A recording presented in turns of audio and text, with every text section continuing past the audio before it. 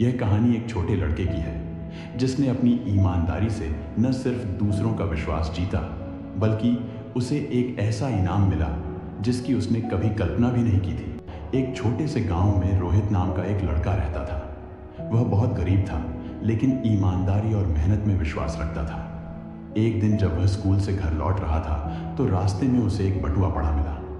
उसने बटुआ उठाया और देखा कि उसमें बहुत सारे रुपए और कुछ ज़रूरी कागजात थे। रोहित जानता था कि यह किसी ज़रूरतमंद व्यक्ति का हो सकता है और उसे लौटाना उसका कर्तव्य था।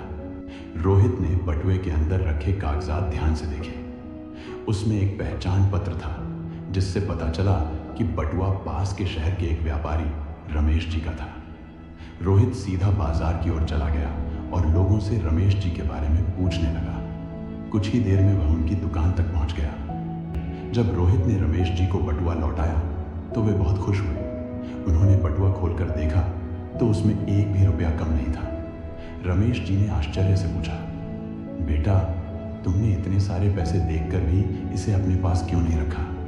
रोहित ने मुस्कुराकर जवाब दिया, मुझे मेरे माता पिता ने सिखाया है कि ईमानदारी सबसे बड़ी दौलत होती है। यह सुनकर रमेश जी बहुत प्रभावित हुए। रमेश जी ने रोहित से उसके परिवार और पढ़ाई के बारे में पूछा। जब उन्हें पता चला कि रोहित बहुत गरीब है और उसकी पढ़ाई भी मुश्किल से हो रही है तो उन्होंने एक बड़ा फैसला लिया। उन्होंने रोहित को गले लगाया और कहा, बेटा, तुम्हारी ईमानदारी का इनाम मैं तुम्हारी शिक्षा में मदद करके दूंगा। आज से तुम्हारी पढ़ाई का पूरा खर्च मैं उठाऊंगा। रोहित की आंखों में खुशी के आंसू आ गए। उसने कभी सोचा भी नहीं था कि उसकी ईमानदारी उसे इतना बड़ा इनाम दिलाएगी। ईमानदारी हमेशा अच्छे परिणाम लाती है। सच्चाई और निष्ठा इंसान को जीवन में ऊंचाइयों तक ले जाती है। किसी की मदद करना खुद को अमीर बनाने से ज़्यादा महत्वपूर्ण है।